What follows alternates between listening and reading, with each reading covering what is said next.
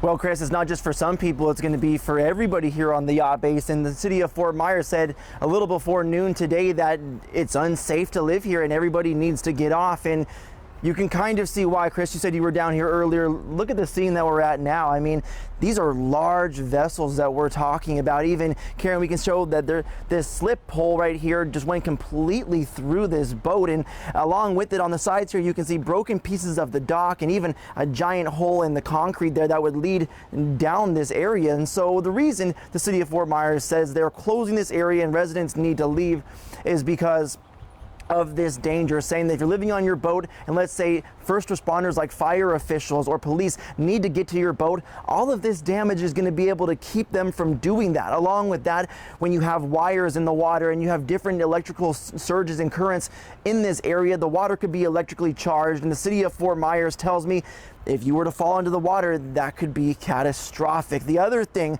they're pointing to is basically all circled around public safety. They say there's a gas tank underneath the yacht basin. They don't even know the status of that right now. So they say there could be even gas in the water. And when I'm standing here talking to you guys now, it smells a little bit like gas, and that could either be from what we're seeing in the water, or there is a few residents that are still running generators. I'm sure we're all very used to that humming in the background of these generators. I can hear that even here at the yacht basin right now. Earlier today, the city said there was about 40 residents still living here. I spoke with them, and their biggest quarrel was the fact that they're saying, hey, if you're going to tell us to leave, where do we go? Basically, their answer is to go to a shelter. There's really no designated place for these residents to go. And as Nadine and Chris just said, people live here full time. And so for them to just today say, hey, you need to leave, residents tell me that's become a very big problem. Now, of course, this is going to be a story that we're going to continue to talk about, and I'm also